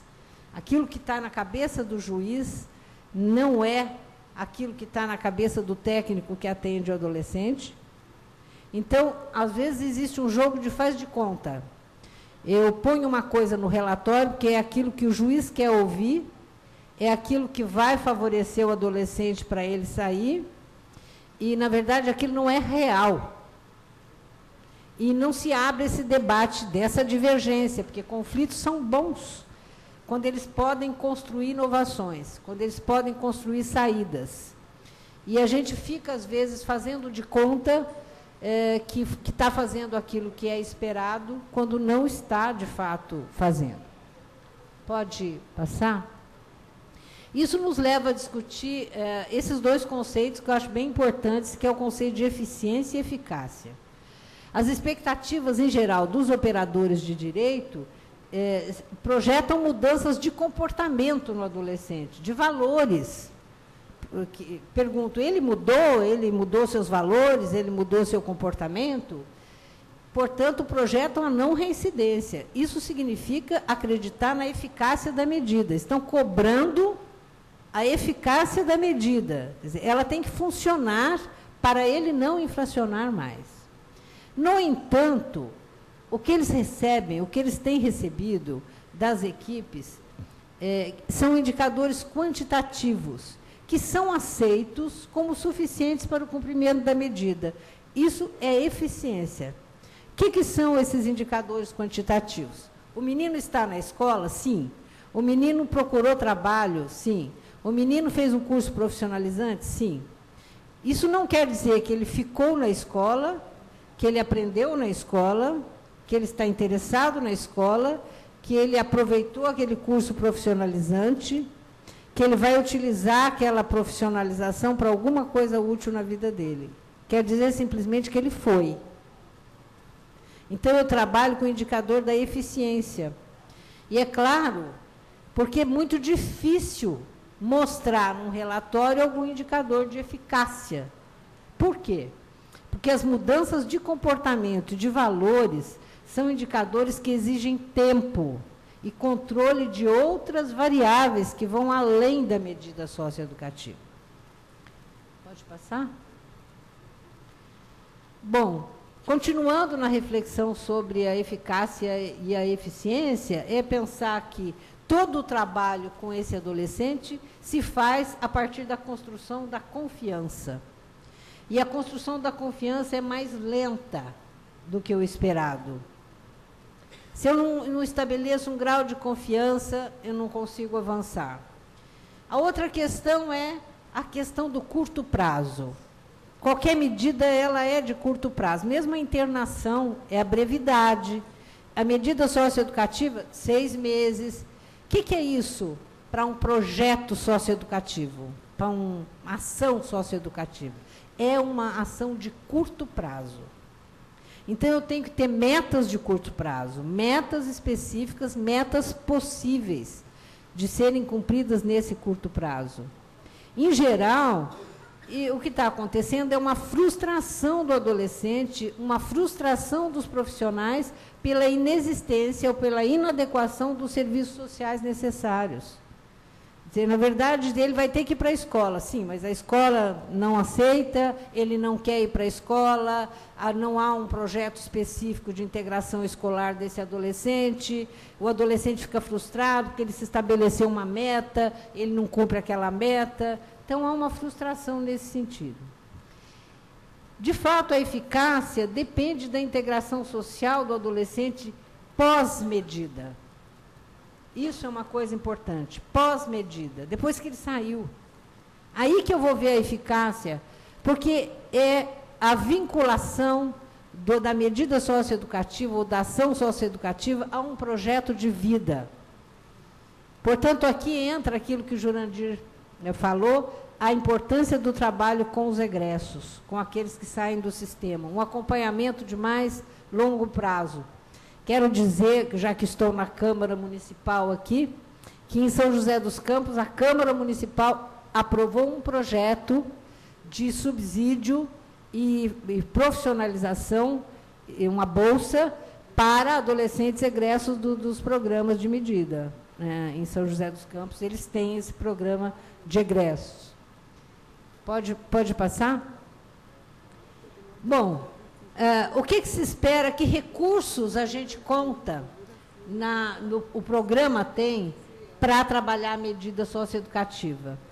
O primeiro recurso é a condição pessoal e a situação social e subjetiva do adolescente. Quer dizer, eu tenho vários tipos de adolescente que estão em condição pessoal diferente e em condição subjetiva diferente. Eu tenho um grupo de suporte ao cumprimento da medida, e aí entra a família, entra a equipe do serviço de medida, entra os serviços sociais de apoio do município. Eu tenho uma rede de serviços que vai ser utilizada. Eu tenho atividades que podem ser realizadas pelo adolescente, e algumas podem ser realizadas pelo programa, pela família e pelo serviço. Quer dizer, a responsabilização tem que ser deste grupo todo. Não pode ser só do adolescente. E eu tenho estratégias para acompanhamento e avaliação da execução da medida. Pode passar? Com que objetivo? Que eu preciso incluir os sujeitos, os adolescentes, na diversidade das redes sociais, nas redes de sociabilidade e de convivência social no cotidiano. Eu preciso facilitar a esse adolescente a aquisição de bens culturais que ampliem a perspectiva educativa, de trabalho, de lazer e de participação social. Eu preciso estimular e acompanhar e apoiar o desenvolvimento humano desse adolescente como pessoa. Pode passar? E qual é o modus operandi do serviço de medidas socioeducativas? Aqui eu estou especificamente falando do meio aberto. Primeiro é atendimento. Ele é atendido, um atendimento individual, grupal, familiar, comunitário. Segundo, encaminhamento. Encaminhamento à rede de serviço que existe, que é acessível e que garante os direitos. E terceiro, acompanhamento. Processos e apoios necessários à integração, né? Para que esse encaminhamento funcione, para ver se ele está funcionando. No mais das vezes, volta um pouquinho, quero dizer que no mais das vezes, 80% das ações estão no segundo nível. Encaminhamento. Eu encaminho, eu atendo menos e acompanho menos. Então, esse desequilíbrio entre atender, encaminhar e acompanhar é que precisa ser alterado, né? Atender mais e acompanhar mais, e não apenas encaminhar só. Pode passar? Bom, quais são as ideias-força que estão neste plano individual de atendimento? Por que um plano individual de atendimento? Primeiro, porque é eficiente. Ele leva a um choque de gestão, a uma modernização do Estado e do serviço público, que tem que se planejar, porque é um plano. Ele é customizado, é uma coisa feita especificamente para cada adolescente. Ele torna visível as ações, porque ele é planilhado, portanto, eu posso acompanhar cada caso. Ele respeita a singularidade do sujeito, porque ele é único, não é? E ele significa uma possibilidade de pactuação, de participação dos sujeitos, com reconhecimento de que eles são sujeitos e não objetos, com direito à opinião e à participação. Por fim, gente, sem o assentimento mínimo do sujeito, do próprio adolescente, a estratégia de intervenção e o prognóstico de sucesso é bastante reservado. Quer dizer, ele tem que estar envolvido plenamente nisso. Pode passar? Bom, eu nem vou falar aí, eu vou pular essa tela. Aí são os encaminhamentos que são necessários dentro de uma medida socioeducativa. Pode passar, por favor? Bom, só para lembrar que também nesse processo existem múltiplas demandas de proteção, porque os adolescentes têm diferentes condições econômicas, culturais, comunitárias, sociais. Existe uma diversidade, uma complexidade de demandas de bem-estar desses adolescentes e de suas famílias.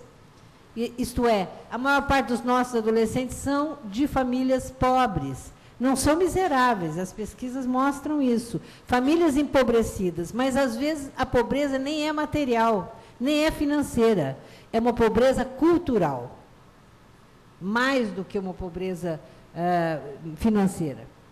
A outra coisa que já falamos aqui é a atratividade e a proximidade dos grupos criminais. Isso é um ponto muito sério. Então, são múltiplas demandas. Muitos educadores que têm contato conosco nas pesquisas falam o seguinte: o que vou fazer? Eu estou concorrendo com o tráfico de drogas, que paga para ele R$1.000 para um trabalho simples, e ele ganha menos do que isso por mês num trabalho normal. Então, com quem que eu estou concorrendo? Não é? Como é que eu vou concorrer com esses grupos criminais que estão o tempo todo presentes na comunidade onde ele vive? Pode passar? Bom, isso, só para lembrar, o artigo 8º da lei do SINASE diz que o plano deve ter obrigatoriamente ações na área de educação, saúde, assistência social, cultura, capacitação para o trabalho e esporte, enfim, todos os direitos sociais que o adolescente merece. Pode passar? E a oportunidade muito boa da gente ver essas políticas todas em conjunto é a elaboração do Plano Municipal de Atendimento Socioeducativo. Eu acho que Vitória já deve ter um plano municipal. Esse plano, imagino, foi elaborado com a participação ampla de todas essas áreas envolvidas, e neste plano é que a gente pode apostar para alguns avanços na área da rede de atendimento. Quer dizer, acompanhar para e passo. Então, se a educação diz que vai fazer pesquisa, se a educação disse que vai providenciar cursos especiais, se o trabalho diz que vai criar um curso tal, eu tenho que acompanhar. Esse é o plano. O que é o plano municipal socioeducativo? É o município dizer, olha, temos essa realidade, temos tantos adolescentes aqui que cometeram ato infracional e outros tantos que estão fora da escola e, portanto, em situação de alta vulnerabilidade para eventualmente ser aliciado pela rede criminal. Então, eu tenho essa situação que farei a respeito, que farei nos próximos 10 anos. Essa é a ideia do plano. Nos próximos 10 anos, o que eu posso fazer? O que eu vou fazer? Aqui, o município de Vitória. Qual o nosso plano para daqui a 10 anos? Quer dizer, ano a ano, o que a gente vai promover de avanços? É claro que não vamos fazer tudo ao mesmo tempo. Não dá. Não dá para amanhã a gente resolver problemas que se arrastam há anos, mas dá para a gente ter um planejamento de longo prazo e promovendo esses avanços. Então, eu queria enfatizar a necessidade de um envolvimento maior, e a Câmara Municipal pode se envolver mais no acompanhamento da execução do plano municipal. Pode passar? Eu acho que já falei bastante disso, vou fazer só uma síntese, dizer que todo adolescente tem que ter um projeto de vida. Não é só o adolescente que comete ato infracional. Ele tem que ter um projeto de vida, porque é isso que dá sentido e significado para a sua existência. O plano socioeducativo é uma parte do projeto de vida, mas não é o projeto de vida. Porém, sem um projeto de vida, é muito difícil ser eficaz um plano de atendimento socioeducativo. Porque ele não se liga a nada, senão ele vai ficar simplesmente o cumprimento de tarefas burocráticas e não realmente um compromisso com a mudança. Então, todo adolescente tem que ter um projeto de vida, dentro do qual ele tem um plano de atendimento que é durante o tempo da medida. Ele tem um plano de atendimento para 6 meses, para 1 ano, ok? O projeto de vida dele tem que ser para muito além disto. Senão, não haverá nenhuma mudança possível. Pode mudar? Bom, quais são os dilemas que os programas socioeducativos em meio aberto têm apresentado nas nossas pesquisas? O primeiro deles, sem dúvida, a questão das drogas, o consumo, o tratamento, saúde mental, especialmente tráfico de drogas. Segundo, a inserção e a permanência do adolescente na escola. O adolescente não quer ir para a escola não quer o adolescente. Então, quando ele vai, a escola finge que ele está lá e ele finge que aprende. Porque, de fato, essa inserção não está acontecendo. Então, nós temos que debater isso. É bom que ele vá para a escola? Mas qual escola? Será que o método? Será que a estrutura? O que nós vamos ter que fazer para que esse adolescente seja atendido na escola? Terceiro, a rede de serviços que atenda a demanda real do adolescente. A nossa rede não atende a demanda real do adolescente. E, por fim, profissionais preparados e apoiados, especialmente apoiados, para a complexidade do atendimento. Na assistência social, esse serviço é chamado alta complexidade. Não é à toa, é altamente complexo. Uma UTI num hospital é alta complexidade. Se a gente deixou a sociedade criar adolescentes que infracionam, tem que trabalhar com essa questão. Essa é uma questão social de alta complexidade. Portanto, alto investimento também. Pode passar? Pergunta importante. Dá para apostar nos adolescentes que já infracionaram? Acho que essa é a questão. Dá para apostar nesse adolescente? Aí eu trouxe aqui uma reflexão da Marina Bazon, lá de Ribeirão, que ela diz o seguinte: o indivíduo em dificuldade parece absorver o sofrimento e as contradições daqueles que o rodeiam e experimenta um sentimento de inadequação, de mal-estar. Não é que ele infraciona e fica feliz da vida. Mesmo que aparentemente ele pareça estar bem. Estou de boa, senhora. Não está de boa? Este ser em conflito não consegue encontrar as maneiras apropriadas de expressar seu sofrimento e, às vezes, ele se autodestrói, destruindo os outros. Pode passar? Eles compartilham conosco um desejo comum. Eles têm o mesmo desejo que nós. Desejo de dar sentido e significado às suas vidas e ser feliz. Eles também querem. O seu sofrimento passado pode ter lhes trazido algumas habilidades valiosas que nós precisamos aproveitar. Em geral, eles são engenhosos, são competitivos, eles têm intuição. Nós precisamos aproveitar essas qualidades que são inestimáveis para ele continuar construindo possibilidades de sonho e realização. Pode passar? Todo projeto e o plano de atendimento, o plano da unidade, o plano de mudança, o plano municipal socioeducativo, todo projeto supõe rupturas com o presente e promessas para o futuro. Projetar significa tentar quebrar um estado confortável para arriscar-se, atravessar um período de instabilidade e buscar uma nova estabilidade em função de uma promessa que cada projeto contém, de um estado melhor do que o presente. Implica entender a manifestação de práticas contraditórias, luta e acomodação de todos os envolvidos. Isto é, não é fácil mudar. Mudar tem que desacomodar. Desacomodar. Pode passar? Pode passar? Então, a maioria dos adolescentes manifesta em algum momento um desejo de mudança em relação à sua conduta infracional e de ajuste aos padrões de legalidade. Se o projeto perde a dimensão do futuro, ele se agarra no presente, no imediato.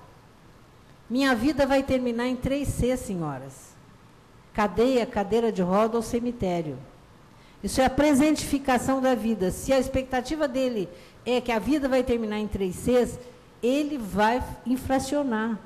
Ele não tem nada a perder, não tem significado, não tem sentido na vida. Sem uma vinculação a um futuro, não há esforço, não há sacrifício que possa ser feito em nome de uma promessa de um estado melhor no futuro. Isso, então, o projeto aí passa a ser só uma atividade a mais a realizar sem nenhum compromisso. Pode passar? Eu vou passar rápido. Eu queria que você me falasse se o meu tempo está esgotado ou se eu ainda tenho um pouquinho. Tem mais 2 telas que eu queria falar. Fica à vontade. Então, projeto significa utopia.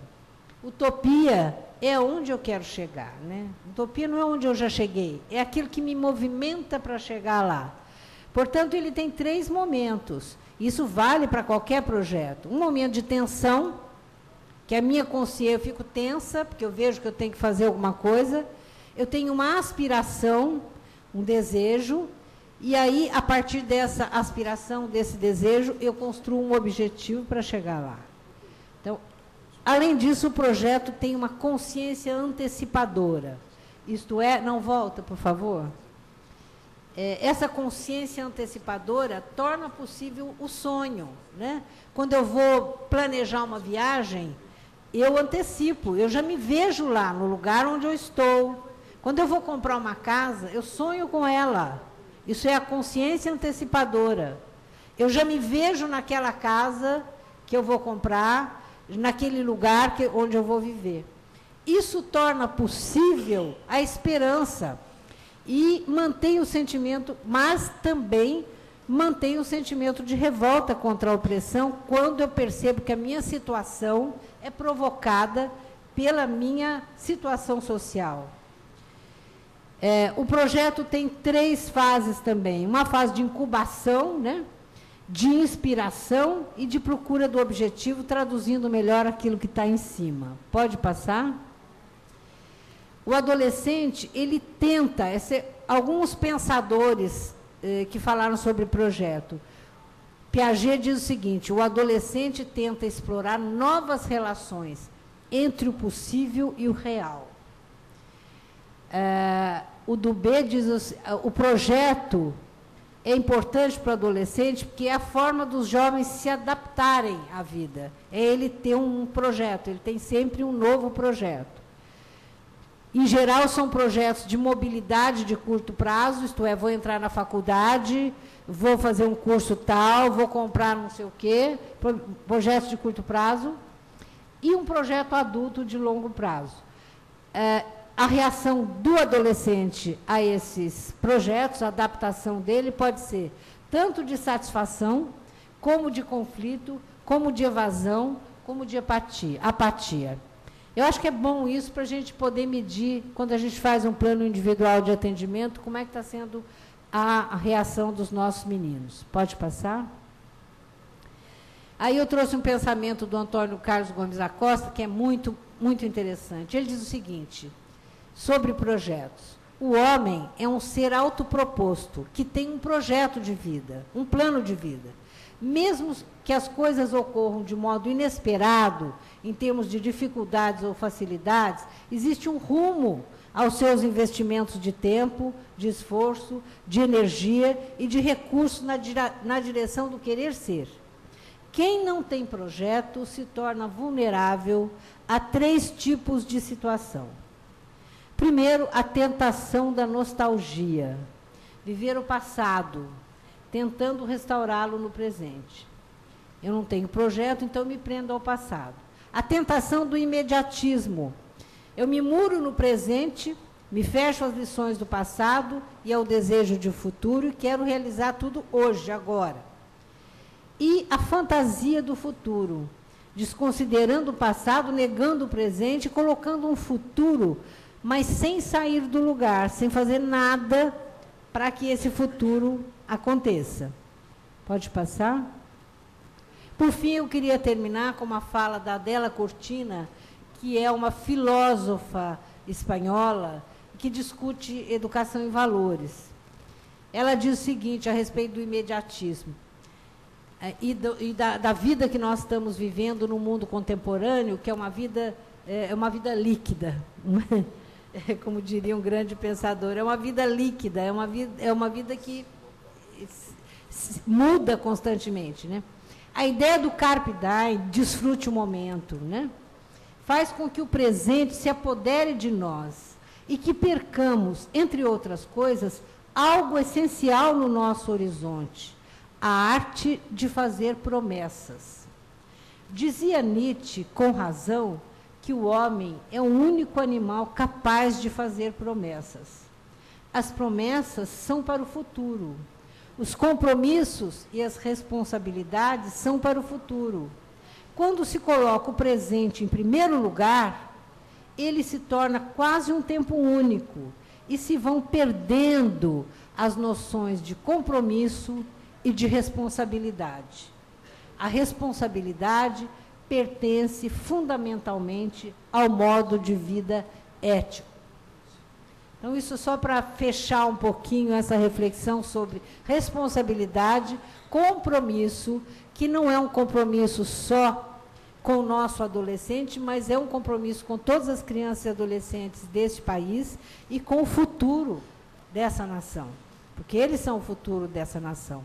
Então, qual é o grau de responsabilidade, de promessa que nós podemos fazer e podemos assumir com essas crianças e com esses adolescentes? Muito obrigada.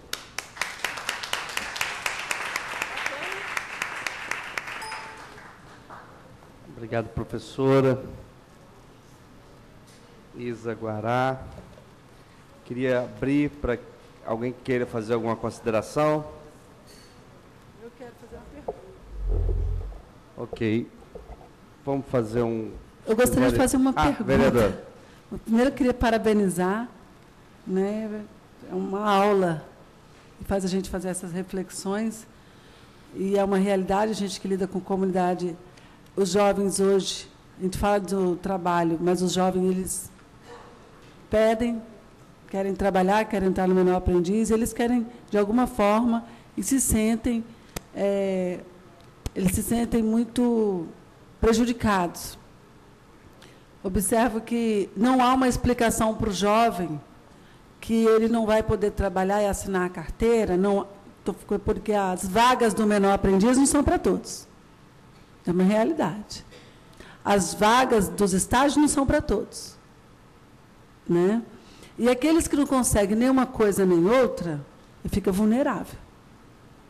E eles querem trabalhar, eles querem ter o dinheiro deles. Então, a gente falar do não trabalho, eu comecei a trabalhar com 9 anos, falar de não trabalho, da escravidão, concordo que não se deve trabalhar, mas também acho que a gente não deve dizer que se a criança deseja, que é importante, o estímulo, porque ele é capaz dessa capacidade. Então, a minha pergunta também vem, por que não há... Eu queria fazer 2 perguntas, uma, eu não sei se eu vou ser muito presidente da sessão, e se não tiver como responder, sim ou não, vou compreender. Mas, baseado em relatos que recebi, gostaria de fazer a pergunta. Então, eu gostaria de também, ao garoto que, quando ele não está liberado do Exército, eles não chamam para trabalhar, por causa da carteira assinada, aquela situação. Mas ninguém explica isso para o jovem. Então, ele fica se sentindo que ele não tem a competência, porque ninguém explica a verdade. Então, não sei se achava interessante que começasse a ter uma divulgação melhor do porquê que aquele jovem que não está com a dispensa do Exército, ele não foi aceito. Não é porque ele não é competente, é porque ele não tem a dispensa do Exército, a empresa não vai poder ainda assinar a sua carteira, não é isso? Como isso não é explicado, os jovens ficam muito revoltados. E há uma fala, eu não vou entrar em detalhes, o presídio, porque quando falou aqui que realmente eles têm que ser isolados por cadeias, hoje é real que essas crianças de 12, 13, 14, 15, 16, 17 anos ficam nas mesmas dependências?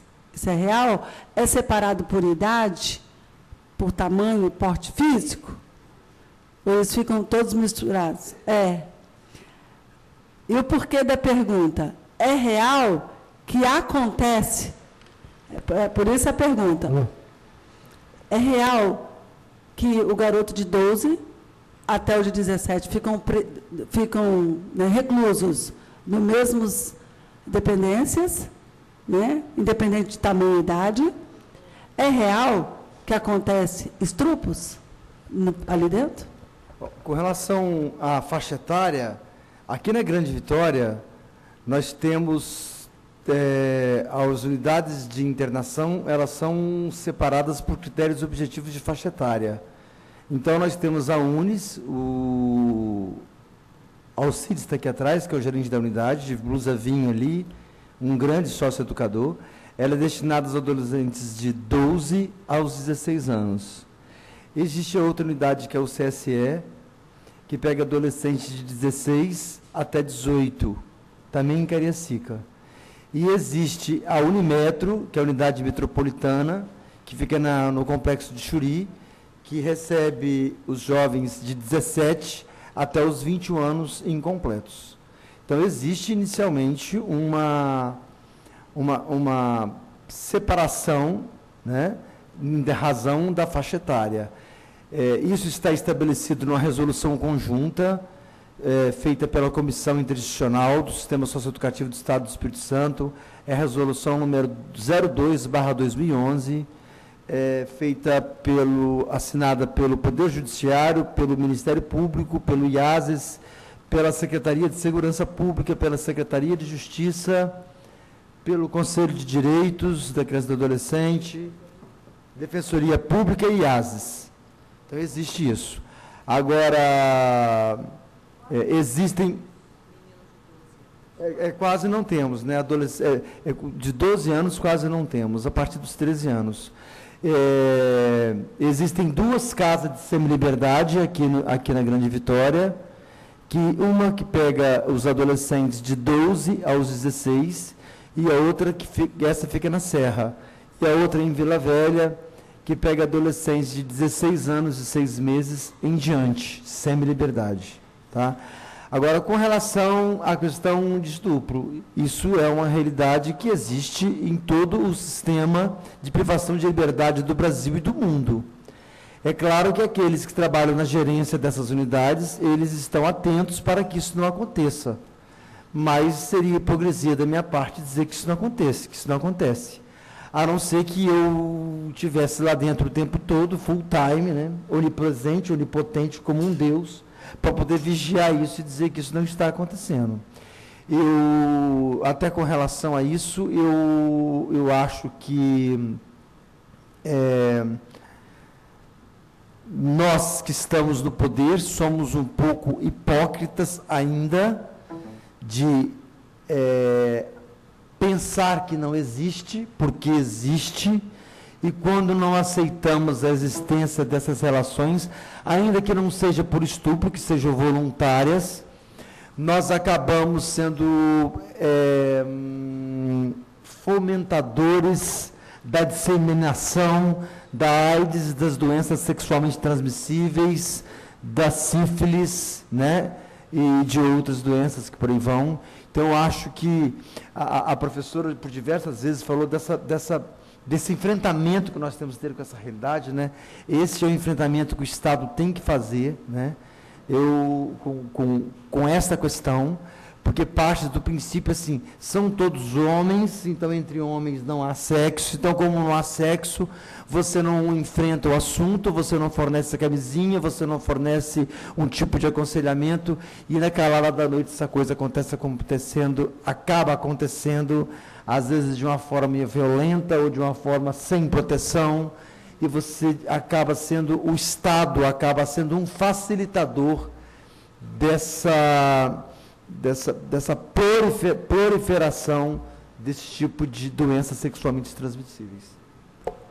Eu quero agradecer. Eu procurei ser franco na minha resposta, muito embora ela pode ter sido muito real, mas eu procurei ser franco. Eu sou da Comissão de Saúde na casa e estávamos discutindo justamente a falta de infectologista para estar tratando da criança, no caso da proliferação do HIV, dentre outros. Então, eu agradeço a resposta. Muito obrigado, vereador. Mais alguma pergunta, gente? Ou uma colocação? Fique à vontade. Alô? Ouvindo? Boa noite. Eu gostaria de agradecer à professora, não por uma aula, mas possibilitar que nós pensássemos sobre aquilo que a gente nega pensar. Então, é muito interessante ver que, na sua fala, você traz para a gente todo um propósito de trabalho. E eu quero aqui lembrar da fala da Fabiana, trabalhando com a gente o PIA, ela diz que o PIA é um instrumento político do adolescente. E muitas das vezes a gente não desenvolve esse instrumento político. Não porque a gente não acredita, mas porque existe uma estrutura de pensamento, né, aqui lembrando de Alto Sé, os controles ideológicos do Estado, que não possibilita que a gente desenvolva essas ações. Então, é fundamental que a gente tenha claro e bem estabelecido que, a partir do artigo 86 do Estatuto, como diz, a política de atendimento far-se-á através de um conjunto articulado de ação governamental e não governamental, a gente tem que pensar essa política não a partir do adolescente que cometeu o ato infracional, mas pensar a política a partir do lugar da proteção para que esse adolescente não cometa o ato infracional. Então, a minha pergunta passa no sentido de fazer um questionamento. Se tivesse municipalização do atendimento e não prefeiturização do atendimento, será que a gente estaria nessa situação?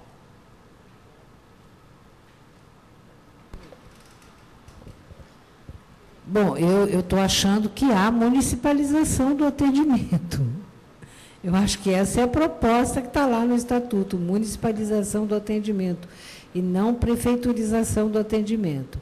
Eu acho que o que você traz, o debate que você traz, é a relação entre público e privado. Quer dizer, em que medida a sociedade civil organizada, mais o poder público, podem dar conta de responder pelas políticas públicas, e especialmente no caso de apoio a esse adolescente, né?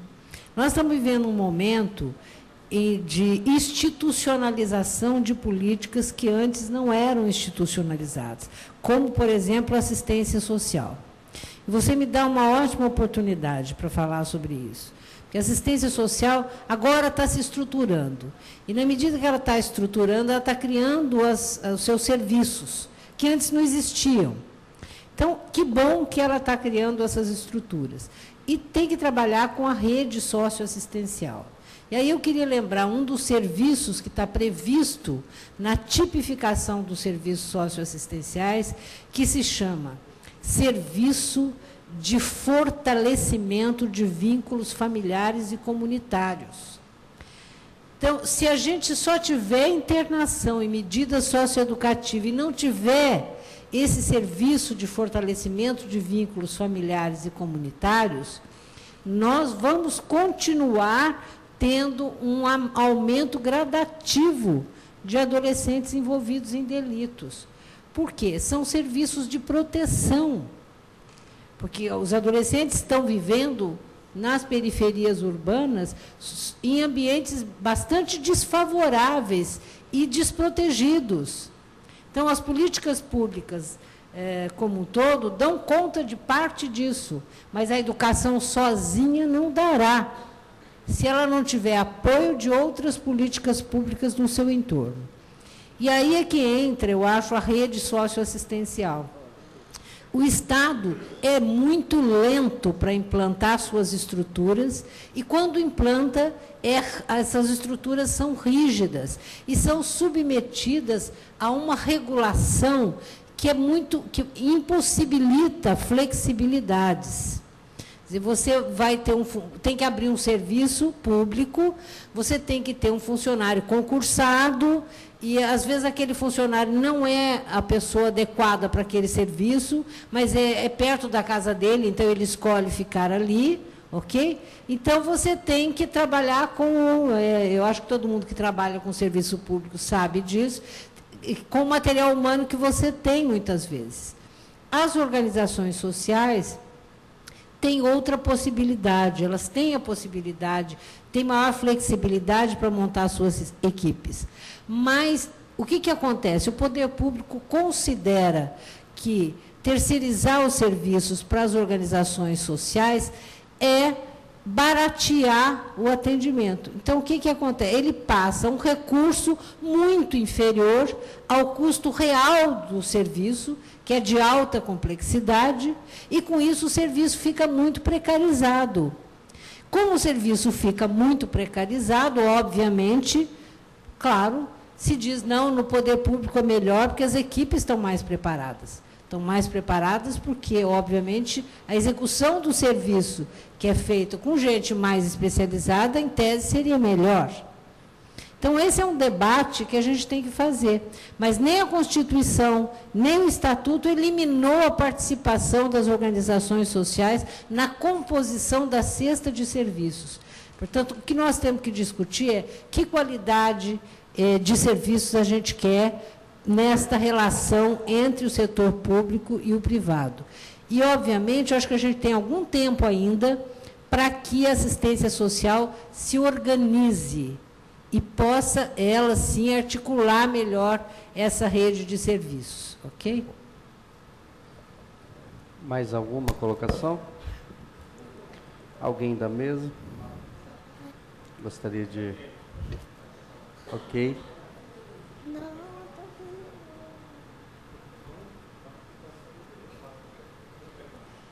Ficou com vergonha? Tá bom. Vou então finalizar. A Lara fez um desenho para a gente aqui. Depois a gente vai tirar uma foto com o desenho. Botou assim: as crianças devem ter o direito de brincar e de estudar. 25 anos do Estatuto. O cartaz aqui que ela mandou também, ser criança é importante. Eu amo ser criança. Não quero deixar de ser criança. Ela é ótima, ela é inteligente. Gostaríamos, né? Eu queria primeiro, antes de finalizar... Obrigada. Ah, que bom. Agradecer o Juraci, nosso juiz, estudante, e que foi quem iniciou e motivou essa audiência. Então, agradecer.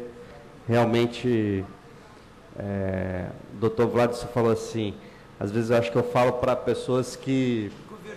Convertidos. Mas eu acho que, até para o convertido, uma palavra de renovo e de reforço é extremamente importante, porque isso ajuda na caminhada. Eu anotei algumas palavras aqui, eu queria encerrar com as frases. Não vou falar o nome, só vou falar na última. Uma frase, foram frases que eu achei que foi marcando assim a nossa audiência, foram marcando. Anotei uma: responsabilização ou vingança. Anotei outra também: discutir a redução da moralidade é reconhecer que o Estado faliu. A redução, né?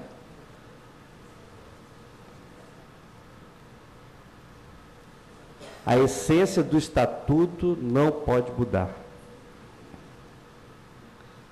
Deixa eu ver se tem mais alguma. E, por fim, a Isa colocou que é uma aposta cívica. O Estatuto é uma aposta cívica. Eu acho que essa é a palavra que eu acho que a gente podia encerrar a nossa audiência. Obrigado a todos. Boa noite. Vem cá, cadê o fotógrafo? Está aí? Já foi, eu acho. Já foi, depois eu tiro. Obrigado.